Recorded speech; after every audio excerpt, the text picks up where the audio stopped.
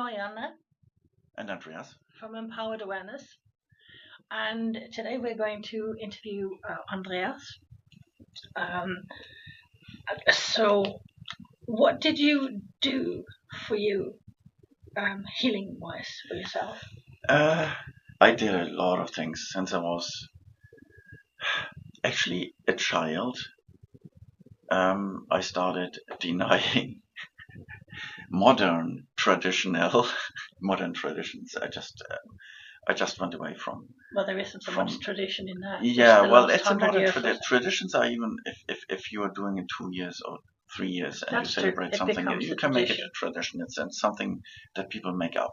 Mm-hmm. So and that how they shape. Yeah, well, that's how I did it too. Mm-hmm. I just tried to create my own tradition in the sense of my own insights of how healing for me works. And well, with 17 or so, I started that truly because I was really interested. I had a organic supermarket next door, and so there was a lot of literature and a lot of people who, when I asked them something, they would tell me everything because I was just a teenager. So they felt somehow responsible because I left. I left home really quite early. I lived on my own quite early. So that was the point, and I learned a lot, and also about old traditional stuff, which included herbal knowledge and mainly that at that age, herbal knowledge, and then also psychosomatic stuff, psychology, and so on. I started really early with everything. You've always been nerdy. Yeah, it's more like I was really interested in life and what's under the surface rather than what can I see on the surface. So when I was just 20, I think I started with martial arts, jiu-jitsu, and meditation and stuff that belonged to it, and also learning a little bit more about other traditional healing traditions because there's what they call now Buddhism. The problem is then the ism, because they made it an ism and rather a dogma, but what was really behind that was a whole lifestyle of eons of experiences of other people who integrated tons of knowledge of what they experienced in that. So I learned about that, everything that I could get, basically. And you also had some things happen, so that you I had some incidents in my life where I really had to apply all of that what I'd learned. And so yeah, I was certainly very busy with that. People kept me busy and on my toes with that, and that's why I found out like what's actually the background of all that kind of drama, and so on. I went deeper and deeper into stuff. That's what I did, and then I started already because I thought I wanted to do something helpful or so. That's how I saw it with 18. I already started there with studying social work with all the connected topics, psychology, and sociology, and blah blah blah. I started already that, and then later on I continued that. But I found out then also that was not really a good idea. Well, you did naturally the really good idea. You had people that literally came to you, like I also had when I was little, and ongoing. They literally came to you just to talk about something, whether they were the scariest looking guy at the discotheque that you kind of sat down, everybody avoided, and you sat down and had a proper talk to, and all of a sudden he was one of the nicest guys at the discotheque. Yeah, everyone liked him. Afterwards, before that, nobody liked him, but then everyone liked him. But this is also because you have, like we both have. He transformed his life into something else. That's the simple trick. Just seeing things more clearly. That's the simple trick, but you also have to acknowledge that you've had what you call a simple trick. You've had that awareness since you were a child. Yeah. Running around in the forests in Finland on your own and studying nature. Yeah. By nature. You learn to hear and see and acknowledge. Yeah. How is nature dealing with life? That's one of these. Yeah. Because it's life itself on this planet. So yeah, that was quite interesting. You can learn a lot, and you don't even you can read things basically, but it's not letters and it's not in the book. It's real life experience what you study there. So and well, that was quite. Yeah. So now if you consider that you take all of that and speed forwards a little bit, and you had an accident ripping your tape so that your arm was just dangling. Yes, I couldn't move it at all. I just had to do everything with my left arm and hand, which annoyed me just after a few hours already. And then I decided just to try out many things. I didn't take that what they call painkillers because that would, in my opinion, be ignorant towards myself. We had both seen too much to take anything. Well, the pain is telling you also like, don't move that arm for a while because. And that's the reason that it's there. Because then it cannot heal. So or move it in different ways, but don't do the same like you always do. So I of course then changed doing many things with my left arm and my left hand, including writing, because it's like, try that out too. It was functioning. And but you also did, you used. Yes, I started at some point after acupressure. Yes, I used acupressure on myself, homeopathy, qigong, meditation, deep meditation, healing meditations. Now fast forward to going back to the and qigong, medical qigong, which is like very simple moves. And then after 3.5 weeks or something like that, I went back to my physiotherapist, who then didn't believe me that I actually was. Because he could then lift his arm. Yeah, because I could lift my arm and everything, and he just didn't believe me that was really me, and I must be the twin brother or something like that. Although I don't have a brother. I don't have a twin brother. So he just was very upset that you were. No, he was actually standing there totally discombobulated and just claiming no, this can't be. Usually people need like months at least for this kind of stage. 6 to 9 months at least. Healing, and then he was like slamming the door, running outside, slamming the door, and I was standing there, and I thought, did he run to the toilet or something? And then after around about 2-3 minutes or whatever, I thought, no, he suddenly is not running to the toilet. I actually went around and tried to find. I ran around and tried to find, and I thought, well, this is so obscure, but maybe that was what he thought. But I just left then, and I thought, that's about it then. So I mean, I can understand it nowadays because I questioned his very, very purpose of life, that he put everything his into. Core, everything that he believed in. And then, of course, he was getting angry and then just left me instead of saying something nasty or whatever. Similar things I can understand now why the doctors and some of the consultants and whatever else that I saw got really upset and angry because I was questioning their core of everything that they stood for. Yeah, not verbally, just by my presence and having. Especially when you get better and deal with stuff. Yeah. Because it's like it is. And it's like I was just working together with my body instead of against my body. And also finding out why did this happen to me? What did I do? Why did this incident. For me, there's no accidents. Why did it happen? Why did it really happen? What was the deeper meaning of this?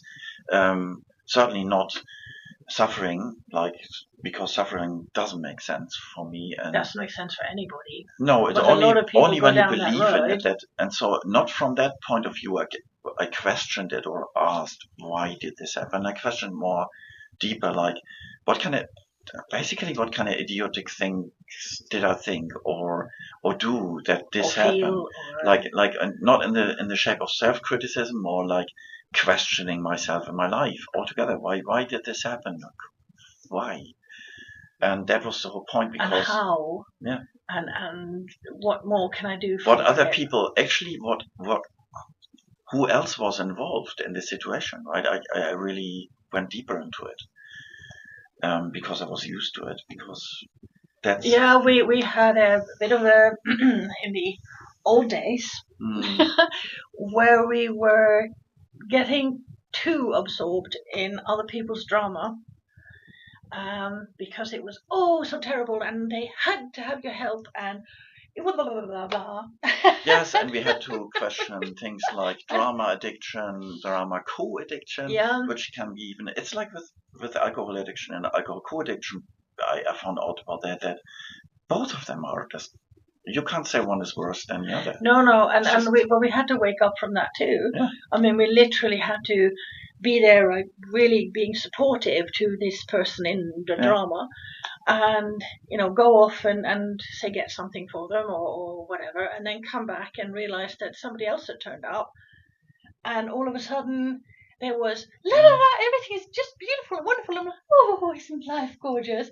And we stood there and thinking, hang on a minute, like 20 minutes, half an hour ago, you were on a completely different story, and you've had my heart going blah blah blah, and what can I do to support this person, because oh my god, that's so bad.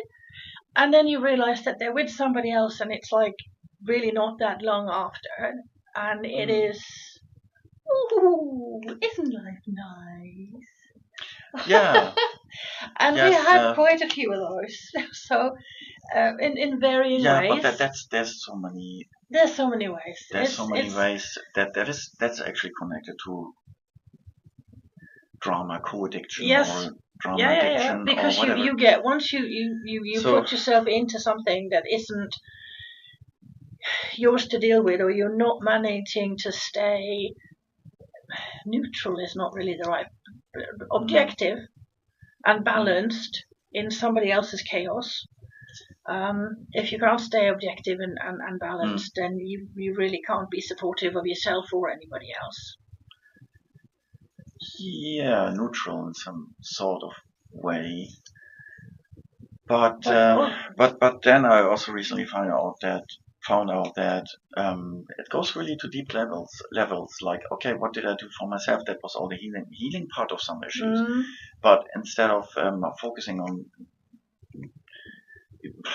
healing issues or symptoms or problems, the problem, I somehow zoomed out from where do I want to have the joy in my life, and the deep connection to that, what I learned from nature, the deep connection that you can have with life, that is really utterly joyful and feels like wonderful. Just everything, because everything is full of wonders when you just... Which is why we've spoken so many times now about PIP processing, stress processing, dealing with that stuff. That's part of that. That's zooming out and finding. Well, I just saw this question here that you were supposed to ask me. What did I do for myself? And, what did you do for yourself? I just answered that.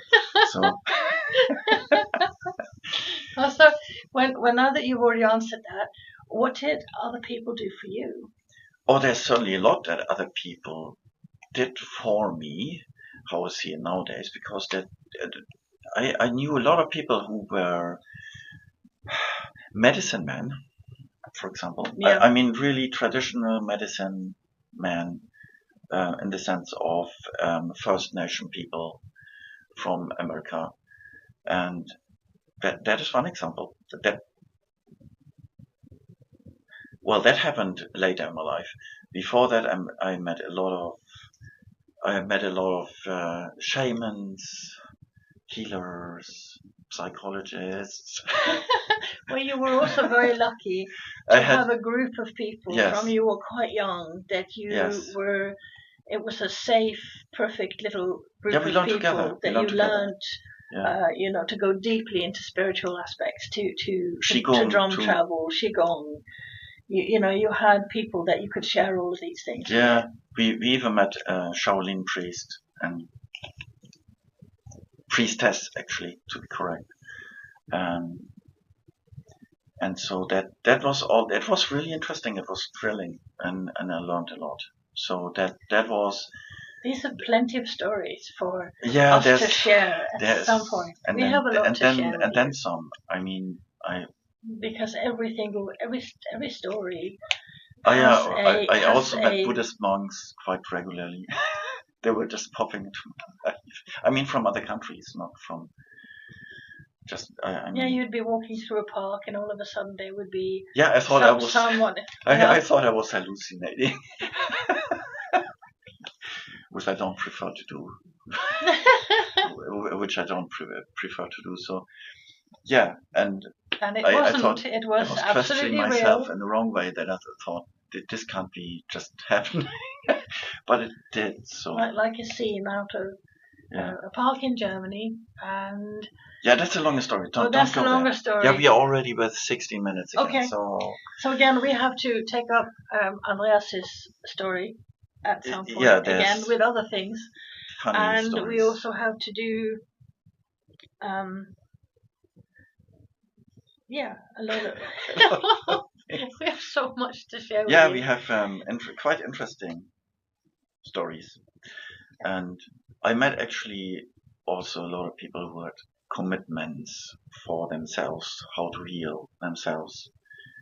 Sometimes they had also crazy backlashes or something like that, but that's life. And they just, the main point is really then, I found out, to remember every single day who you truly are and stick to that. And not going into forgetfulness. So not doing the haze of forgetfulness, like what happened. You can see a lot of people around it. Yes, and there's so much distraction that it's very easy to do that, especially all the electronic devices and stuff.